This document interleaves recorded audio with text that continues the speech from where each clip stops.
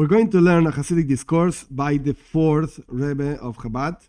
This is year 1869. This is the Rebbe Maharash. To be honest, interestingly, tonight is the day he was born. So it fits, Tonight, base Iyar, the second day of Iyar, the month of Iyar, is the birth date of the Rebbe Maharash. He was called Shmuel. The truth is, nobody knows why he was called Shmuel, because it's not a common name in the Chabad tradition. And they asked his father, which actually had many sons, and this is the youngest one. And he became the Chabad Rebbe. Other sons of the Tzemach Tzedek, the third Rebbe, became other Rebbeim of other movements, so to speak, Hasidic movements. The Rebbe Maharash, Shmuel, became the Rebbe, the next Rebbe of Chabad. And when they asked him why he was the name Shmuel, so the Tzemach Tzedek, his father, said, there's a water carrier in the town called Shmuel. That's all he said. Nobody knows exactly why. But whatever, Rebbe Maharash, Moreinu Harav Shmuel. Definitely a very interesting figure within the Rebbeim of Chabad. His discourses are not so widely learned like from other Rebbeim. But this one that we're going to learn, it's a classic. Definitely a classic. What's the subject? The subject is God is one, but the main thing is He's the only thing that exists. Anything else in the world doesn't exist. And he talks about non-Jewish things, so to speak, very at the beginning. Then he goes into Hasidic explanation of how the world is nothing in front of God. But the point is, this is what we're learning. It's going to take us a few classes, of course, but let's start. If we never start, so we're never going to finish. This discourse, again, is from the Rebbe Maharash, the fourth Rebbe of Chabad, year 1869, and it starts with a verse from the song that the Jewish people sang when they went through the Red Sea. Within that song, it says this verse. I'm just going to say this part in Hebrew, and then we're going to the regular English translation online, so to speak. Who, simple, my perfect English translation, simple, who is like you within the powers, the powerful people? Elim means powerful people, God. Who is powerful like you? That would be like a nicer translation. Who is like you, beautified in sanctity, like you're so beautiful and etc., etc. That's the verse that gives beginning to the discourse. And the translation of Yonasan ben Uziel, he lived around 100 years before the destruction of the Second Temple. He translated the Torah to Aramaic. So the Rebbe over here brings, every time I say the Rebbe in this case is the fourth Rebbe, okay? So the Rebbe over here brings the translation to Aramaic of Yonasan ben Uziel. Leis kavasach, there is nobody like you, be'eilei meroima Hashem, within the powerful of above God. So we see there are like above, whatever that means, spiritually speaking, there are powerful beings, quote unquote, whatever they are, angels, but whatever they are, powerful things over there. Nobody is as powerful as God. That's what the Yonasan ben Uziel translates this verse.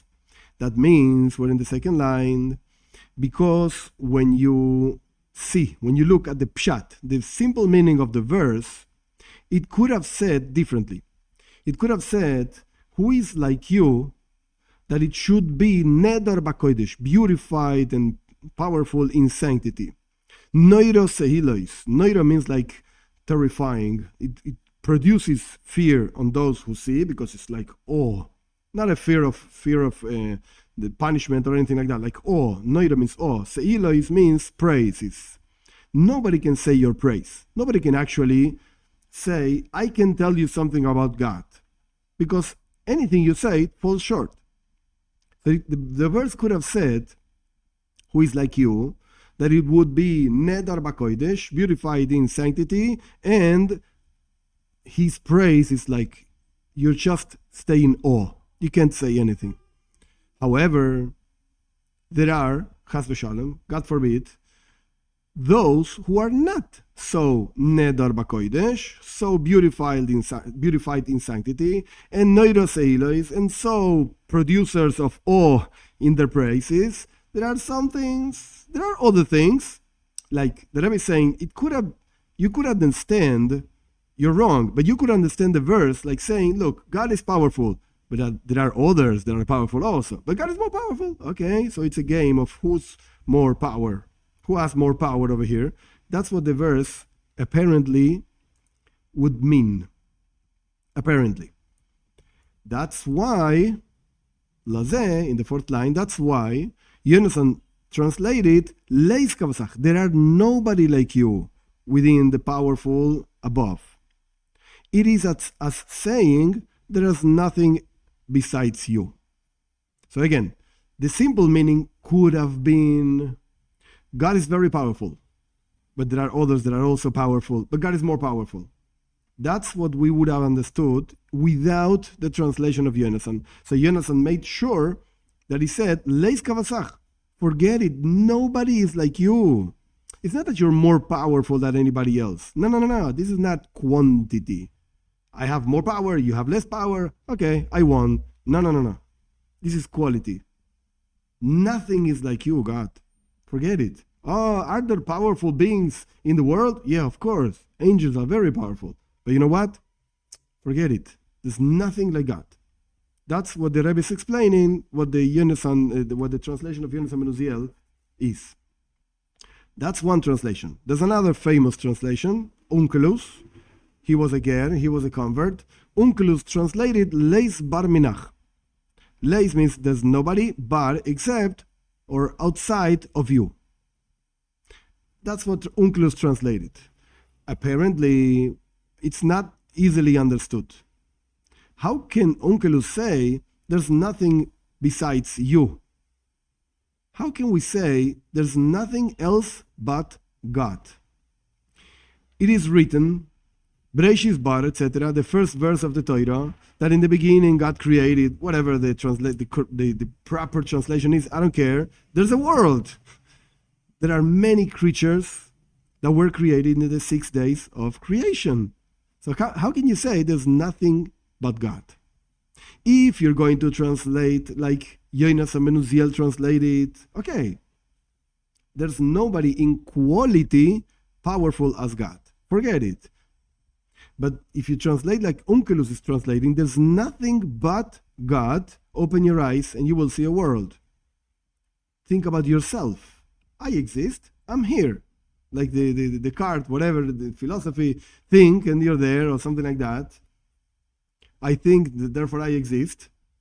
Wait a second, I exist. So how can you say that the only thing that exists is God? This is the question. This is the first paragraph. This is what the Rebbe poses, so to speak, as a question. Second paragraph, the explanation of this, we will understand it before we have to explain something more, something else. Let's go to somewhere else, and then we're going to come back.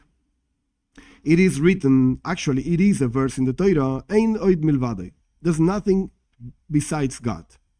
It's a verse in the Torah. So what does that mean? Apparently, that's what Onkelos was saying. There's nothing else but God.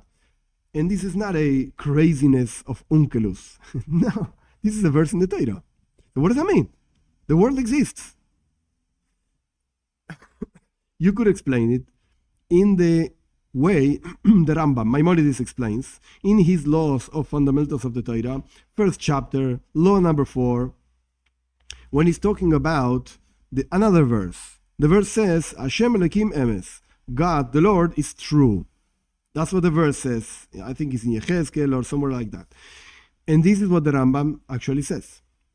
This is what the prophet says, Hashem Elokim Emes, God is the Lord of truth, like he's the true Lord.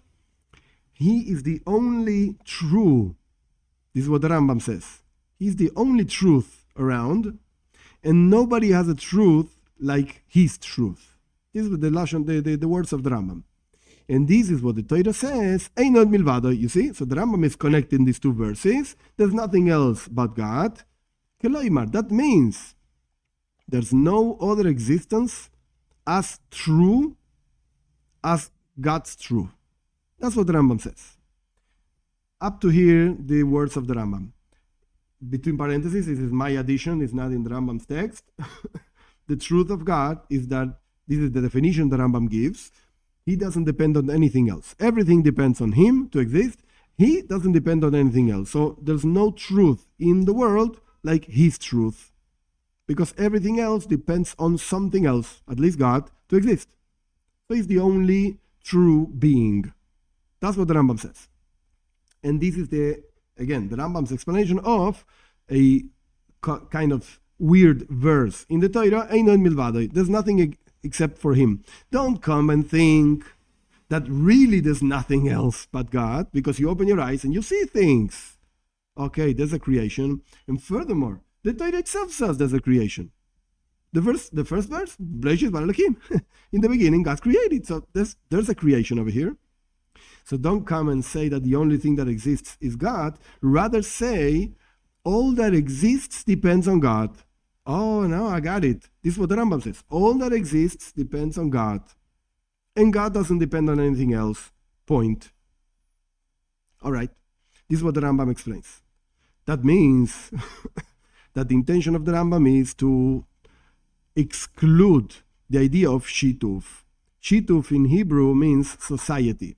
That means that God has partners, so to speak, in which he actually gives some power.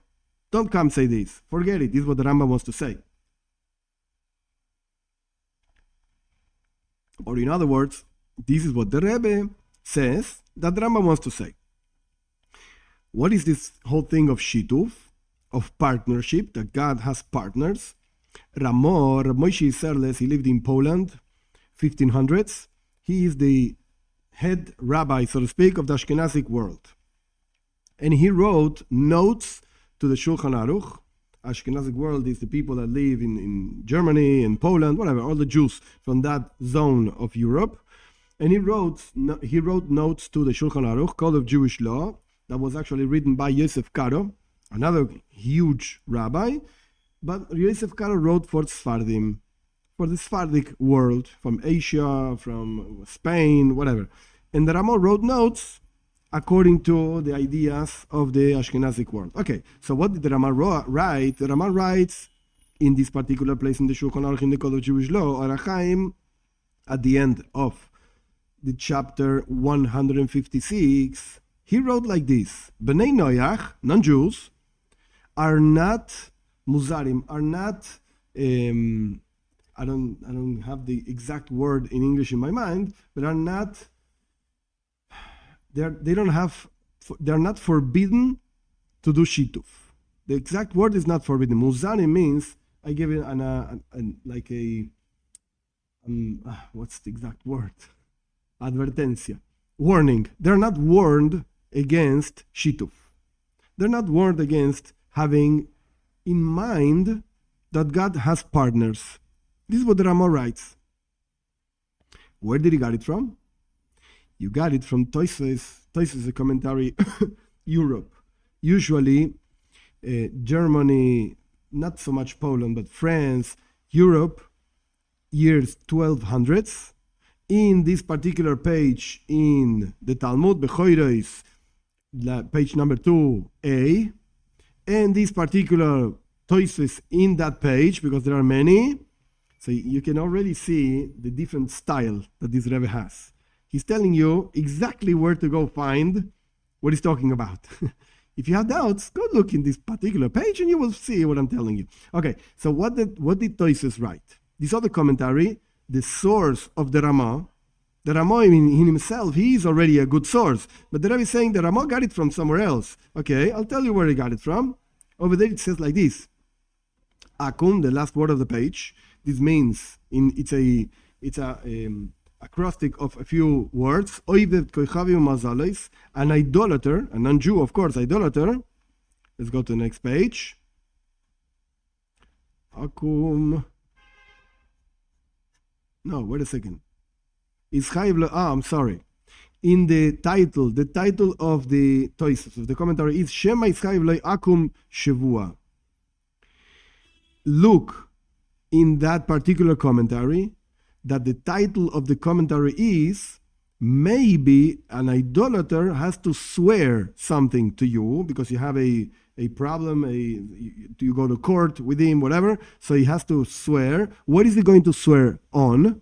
His God. Whatever things he thinks is God. So maybe, that's the title of the commentary. So we're not going into the commentary itself, but the title is, maybe this idolater is going to have to swear for you. And furthermore, we continue, in another place in the Talmud, Sanhedrin, chapter 7, the rest of the discourse is not going to be so technical. It's just the beginning. Sanhedrin in page 87, Perek Zayin, chapter 7, the page is 63, in the second page, whatever, Amud Beis, in that particular other commentary, Osur La'adam, etc. And I'll tell you another source. Ran, Rabbeinu Nisim, he lived in Spain, 1200s also, 1300s, at the end of the Talmud in Avodah Zarah. And also I'll give you another source, Rabbeinu Yerucham, another one, another great sage, Nesiv Yud Zayin, Chelek Hey, whatever, point. So I'll give you all the sources where it says that non-Jews are not forbidden to think that God has partners. Point. Aval, however, let's go to the other extreme. There's a response, a rabbinical response, B'Sheva Koyen, that's what the name is, in the chapter, in the response number 38. And there's another response from another rabbi, Sha'ar Ephraim, in the chapter 24. They disagree completely with Ramah. No way. And they hold that Bnei Noach are forbidden to think about Shituf. So we got two ideas, of course, whether you can do it or not, but you have sages saying one way and sages saying another way. It's not black and white and so easy. Okay, the Ramah wrote, you can do it, but there are other opinions also that disagree. That means, because the whole thing is like this. This whole idea of Shituf, of God having partners, is not called idolatry, Avodah Zarah, at all, says the Rebbe. No, don't make a confusion, don't confuse Avodah Zarah, idolatry, with partnership.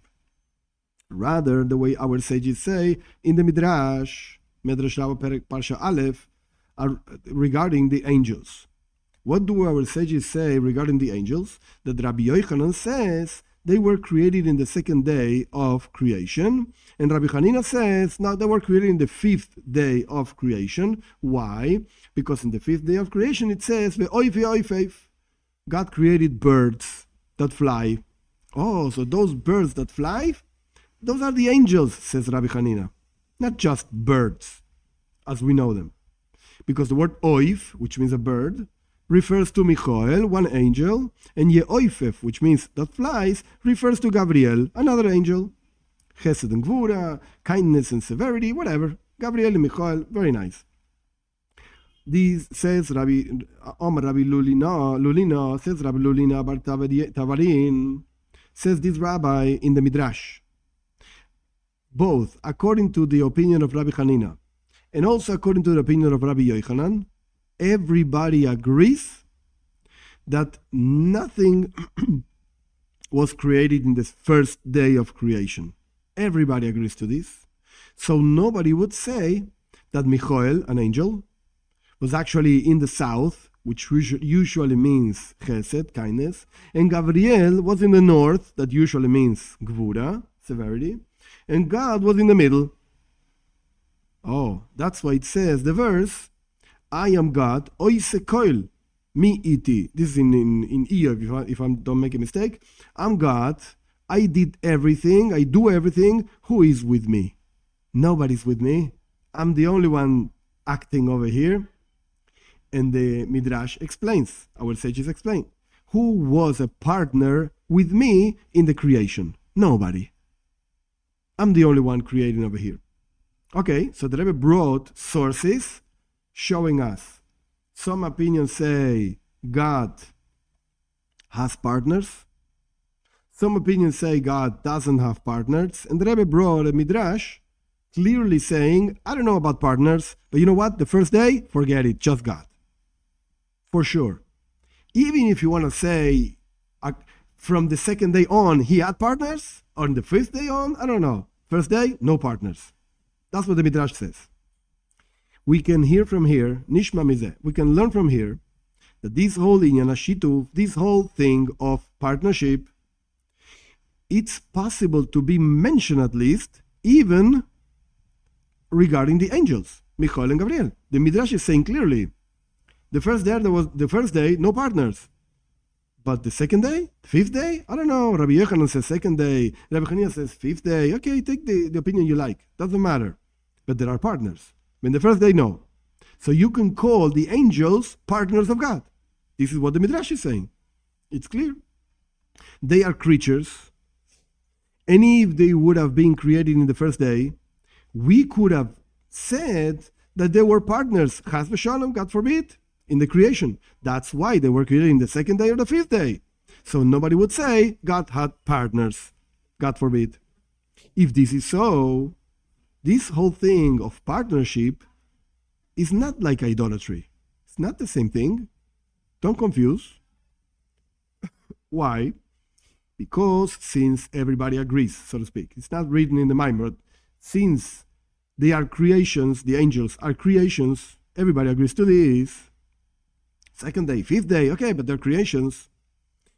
Even if they were created in the first day, even in the first day, we cannot say that they are like gods, Elohim. You can only say partners. Again, from the Midrash is very clear that we have two opinions when the angels were created, second day or fifth day. Everybody agrees nothing was created in the first day. And from the Midrash sounds, since nothing was created in the first day, so nobody makes a mistake and thinks God has partners. So we see that the angels could be called partners to God, but definitely not gods in themselves. Nobody says this. Because the Midrash should have said, if the angels would have been in the first day, somebody might have said, there are a few gods. There's God, there's Michael, there's Gabriel, a few gods, 3 gods, 5, 10, whatever. But the Midrash doesn't say this. The Midrash says, if there would have been angels in the first day, people might have thought, whatever the way you say it, might have thought that God has partners. So you see, even if they would have been there in the first day, not more than partners. Nobody makes a mistake to say that there are other gods. But that's what idolatry means. So the Rebbe is just making clear, don't confuse idolatry with partnership. Two different things. Idolatry means there's another God. What does that mean? He's powerful, and he actually sometimes fights with God, and sometimes he wins, sometimes they lose. 2 gods, 5 gods, put the number you want. No. Nobody's saying this in the Midrash. No. Don't make a mistake. Shituf. Just partnership. Nimtza comes out, understood that the whole thing of partnership is not like idolatry. Rather, I'll give you an example of what partnership means in the level of God, so to speak. Like our sages say, there are 3 partners in the creation, so to speak, in the birth of a human being. Father, mother, etc. And God puts the soul. The whole Midrash, so to speak, it's in the Gemara, but the whole thing says father puts certain things, and mother puts certain things, physical things, but God puts the soul. Okay, so we see that there is such a thing as a partnership. God himself, he takes father and mother as partners in the creation of a new life. Now, even though that the part that God puts, that's the main thing, that's the soul, that's life, so to speak.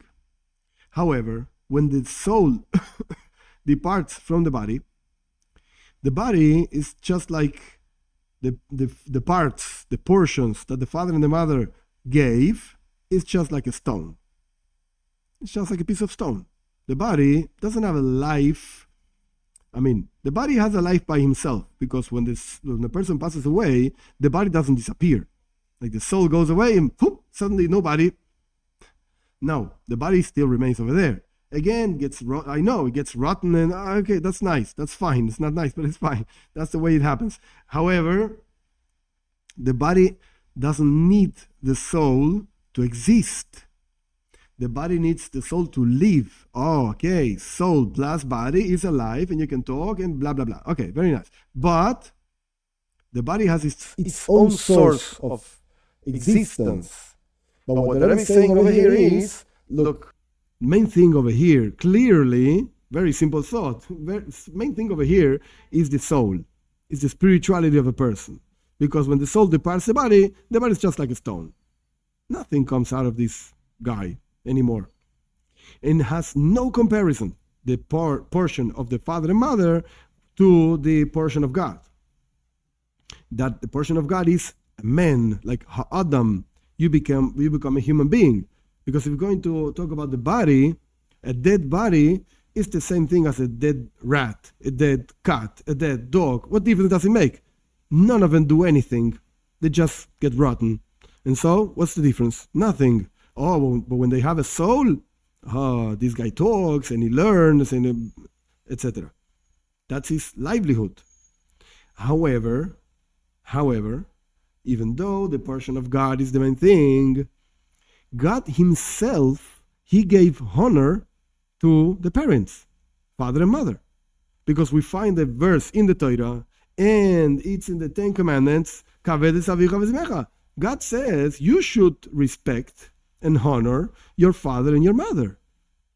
So God himself, even though he has the main part, so to speak, in this life, he himself is saying, go respect your parents because they are my shutafim, they are my partners in all of this.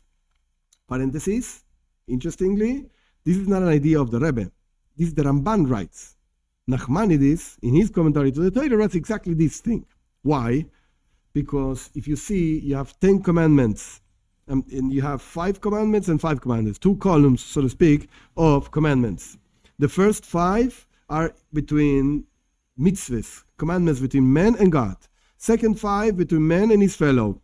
Okay, very nice. But respect your father and your mother, give them honor. Where is the 5th? It's in the first column. So why would be? I understand that I have to honor my parents. Of course, they gave me life. Okay, that's fine. I'm not arguing what the commandments are. I'm just saying, if I have to respect God and give honor to God, and I have 5 commandments that in my relationship with God, why is respecting parents in the first 5th, in the first column, in the first 5 commandments? It should be in the second column of commandments, because my parents, after all, are human beings like me.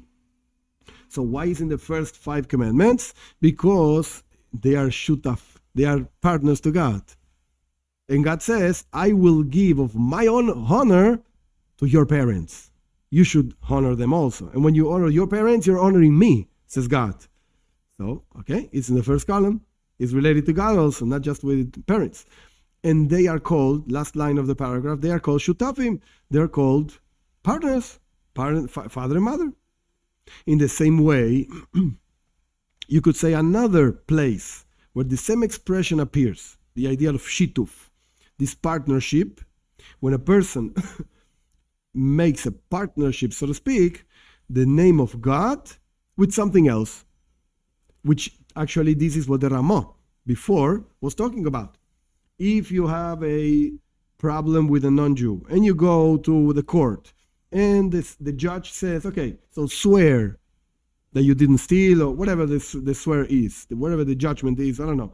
And the guy, this non-Jew, swears in the name of God and something else. Is that idolatry? No, you can't say it's idolatry.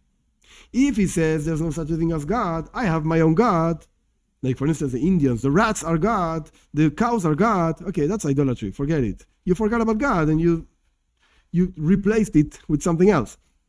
But over here, we're not talking about forgetting about God. We're just saying you make God be a partner with something else. The end of the paragraph, this is not called idolatry. And with this, we're going to understand what our sages say in another place in the Midrash. There are 6 things that first man was commanded.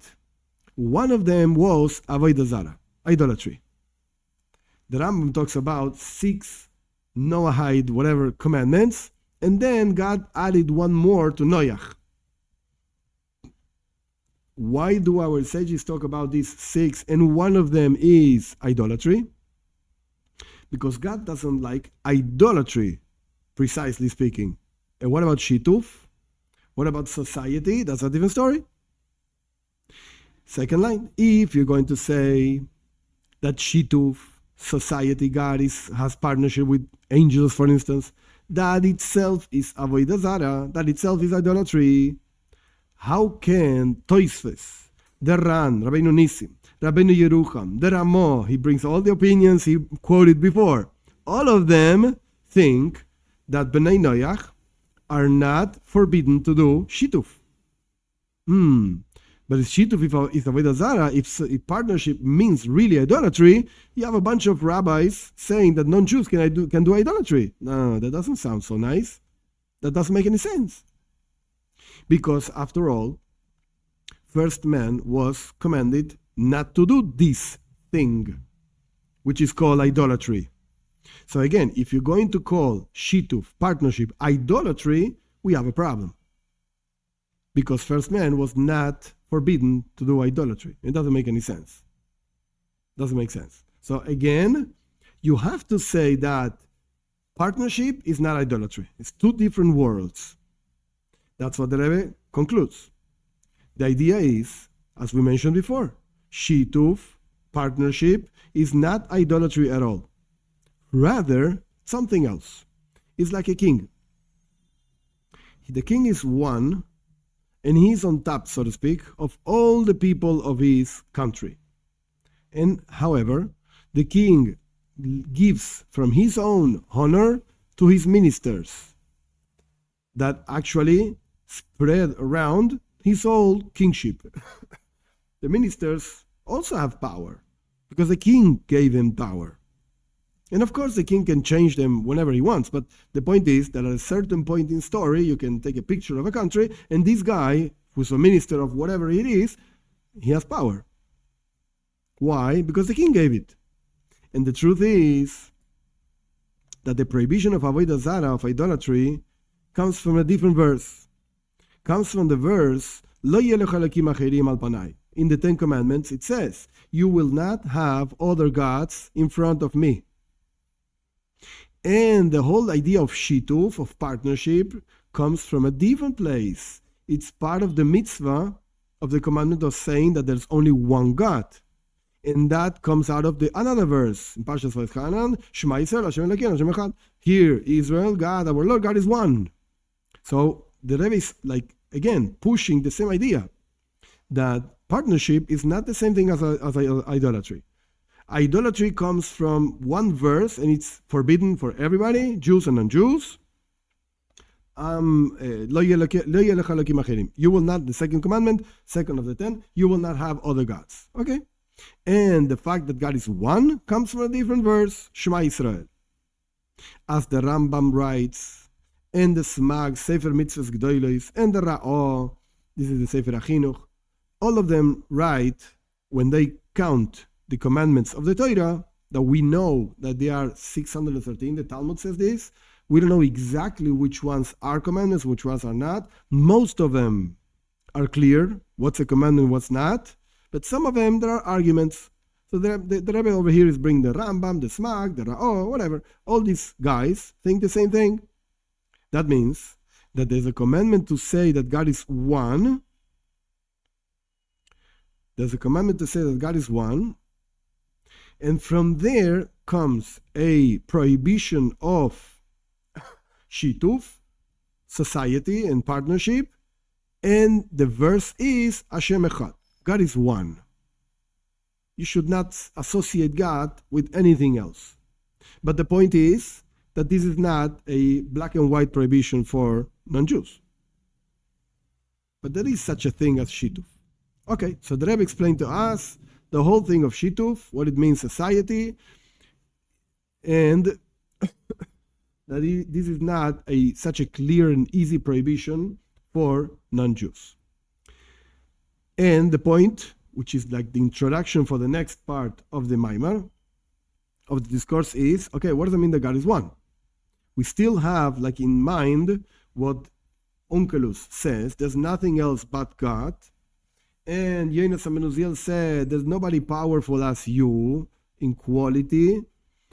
We still have this in mind. Like, what does it mean there's nothing else but God? I see a world. And then the Rebbe took us, so to speak, guided us into concluding that God is one. It is a mitzvah to think this, to know this, etc. What does that mean? What's that mitzvah? In order to understand this, we have to understand, first of all, what does it mean that we have a mitzvah, a commandment to unify God. Hashem Echad, God is one. Apparently, it makes much more sense to say that God is unique, Yochid. He's unique. Because unique means really oneness in a much powerful way. Because the word Echad, one, really means one in accountable things. 1, 2, 3, 4, 5. Okay, it's just one. There could be two. Yeah, of course, but I just have one. There's only one God. There could have been 10 gods, but there's only one. That means, for example, next page. The tribes of the Jewish people, they are 12. Oh, okay, you got 12. And even, however, one of them, if you take one tribe, is still called one. There are 12 tribes. One tribe is called one. How many tribes? 12. So how many gods? 200. But there's one God. Yeah, but there's 200 of ones. As it's written, Shalchum B'nei Echad, the Rebbe brings the proof. How do you know that one tribe is still called one, even though there are 12? Because Yosef told his brothers, send one of you to Yaakov and etc. and bring me Binyamin. The whole story doesn't matter right now. But the point is that one tribe is called one, even though there are 12. Or when it says one of your brothers. Yeah, you have many brothers, but one brother is called one. Still one. We have many. Even though there's a second and there's a third and so on. Or for instance, like the six days of creation. There are 6 days. How many days? 6 days. However, the first one is called Rishon Echad. The first day is one. Yeah, it's 1 day of the 6. And it's called the first day. As it's written, it was the afternoon, whatever, the night, it was the morning, 1 day. Oh, you see, it's one. Yeah, but there are 6. Yeah, but this is one of the 6. How many gods do you have? 200. I have also one. No, it's weird. And that's the whole thing of the word one. It means something you can actually count. 1 God, 2 gods, 3 gods. God forbid, but you could count it. Which is impossible to say such a thing regarding God. Elokus, godliness. What are you talking about? Many gods? No way. If this is so, that like the word one, it's a problematic word, it's a weird word, because it could apply to many things that each one of them, those are one. Why don't we say Hashem Yochid, God is unique? This would actually show a lot more oneness about God. Okay, having said this, the Rebbe gives a quote, so to speak, very fast. Says, go look Torah Oir. Go look what the Alter Rebbe says about this. The Alter Rebbe is the founder of Chabad, is the first Rebbe. Go look what he says in Parshas Va'era. It's a long and beautiful discourse, very complex, regarding this issue, this whole thing of oneness, and so on. Since the verse that we learn this mitzvah, this commandment of unifying God, that means knowing that God is one and so on, was said specifically, and it quotes specifically the word echad, one, even though it makes much more sense to say yochid, one, unique. Definitely you have to say that in the word one, you can also understand the oneness of God in a much deeper way. Because otherwise the Torah would have said Yochid, unique. Instead it says one. So that means that the Torah knows what it's talking about. One, it's much more powerful and deep than unique. We have to understand why. We don't know. And the idea is, our sages say like this in the Talmud. When you make God the king, above and below, lemaylo, lemato, above and below, and in the four directions of the world, you don't need any more. That's it. You got it.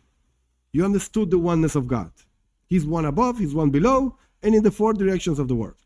And this is also alluded in the word echot. Why? Because the letter ches, each letter in Hebrew corresponds to a number. The letter ches corresponds to the number 8. And this alludes to the 7 heavens and the earth. So you get 7 plus 1, 8. And the letter dalet represents number 4. It refers to the 4 directions of the world. And the aleph, of course, as the Rebbe is going to say later, is alu v'shalayim. It's the master of the world, is God. That means that even though there is a creation of 7 heavens and the earth, and there are 4 directions to the world, like 4 dimensions or whatever, however, all of them are beteilim. This is the key word of the rest of the Maimer, of the discourse. They are nullified completely to the Aleph, to the first letter, which is the number 1. Aleph also comes from the word Aluf v'sheloilam b'chinas ein sof, the infinity of God, which is the master and the Lord, so to speak, of the world that creates everything else, including the 7 heavens and the earth and the 4 directions and so on. So, what did the Rebbe answer? Of course, he did not explain. If you pay attention, the Rebbe says, Ha'inyan hu, the idea is like this, and it's just with 4 lines. He says what the issue is, and the next paragraph starts with biura inyan. I'll explain this now. So first of all, he gave like the title. The title is Oh, I'm going to explain the whole thing now. So we got the title. What's the title?